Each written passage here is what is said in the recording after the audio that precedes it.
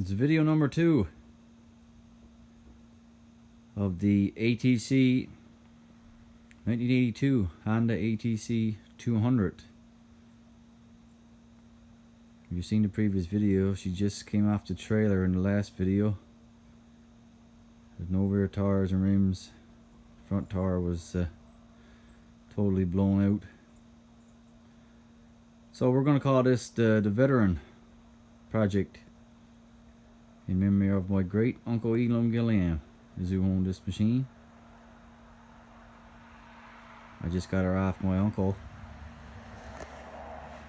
who had her out by his shed, I'd say for probably 20 years. Out by the side of his garage, just throw the tarp over. So we brought her back. This is just a preliminary check now to see what we're going to need. It's actually a pretty amazing little bike, given its history, and out by the door, the fenders are remarkable. Like I said, I mentioned in the last video, the worst thing is about the tank here. The tank is totally shot, eat out. So it's late November here. We got the pressure washer going first, and done a bit of degreasing. Stuck on 2 extra tires and rims I had out in the back garage. They're 22s, they're not 25s, but they does the trick. And luck they have it, I had another front tire and rim. Not the best shape, but it's holding air. So just a preliminary check. The last time it was going, my uncle said it was burned with oil. So know that it was ticking.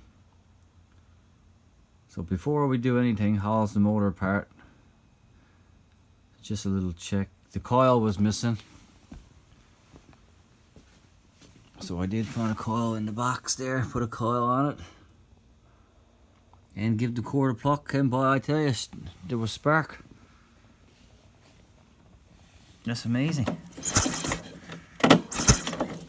You can't see it. Yeah. Back in the day, they used whatever worked. Decompression cables on it. I took the chain off in the front sprocket. Chain guard was all bent up, but it is there. Just got it stuck back in place now, just so I can get it rolling. The bearings are not even that bad, but we're going to replace the bearings in the back. The hubs are welded, so I'm going to grind off one of the hubs on the right side, so the axle is going to slide to the left. Pick up a taillight lens, new bearings and seals, chains and sprockets. The back sprocket's pretty good, so I'm going to get away with that one hopefully. And as long as we're here, in memory of my uncle, I'm going to remove the engine and do the rings, stem seals, gaskets, Tommy chain, sprockets. It's pretty much the, if anybody's familiar with these 200s, we're on up through 200E or 200S, 200M, pretty much the same rebuild. They're bulletproof, but 1982, you know, pushing 40 years. That's a 200M headlight, or 200S, because she was supposed to have the fuel switch on and off. No electric start. The seat pan is rough underneath. But man, I'm quite impressed. This was just literally hauled right out of the back of the wood pile under the tarp. Sunk in the ground for, like, say 20 years. So, you know, it's impossible pretty much to get the parts for these. So, like I say, in memory of my uncle, we're gonna get it running and make it a runner. Look after it, take care of it, fix the chain box, and get the parts that we can. The engine parts I think you can still get. Put a new recoil cord and a handle. I don't know why they discontinued them foot pegs. They were wicked. Yeah, Honda line. That was amazing. There's a Honda line sticker right on the back axle hitch. So when this was bought, probably in '82, it was Honda line. It had some options.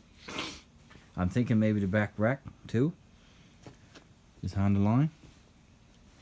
It's the other piece of the sticker there. Passenger gear carrier. Can we see how much she's supposed to take? 65 kilograms, 120 pounds. Not too bad. And the front rack, I think it was also Honda line option, which is also a sticker still there.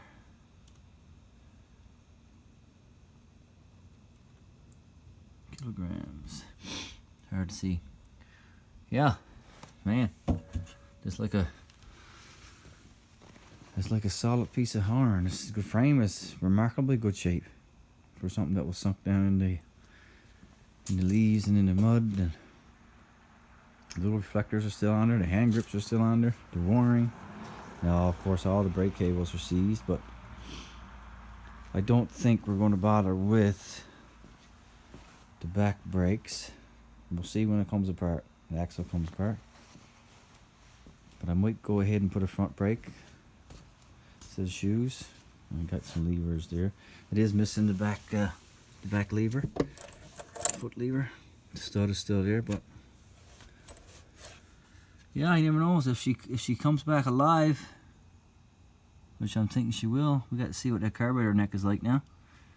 The insulator, of course, the carb is going to be. I'm not looking forward to that, but yeah, maybe I am. And it had spark, remarkable. Just plucked the cord, and so anyway, I'm thinking she's going to be a real little survivor for going around the old trails over on the other side of the lake somewhere.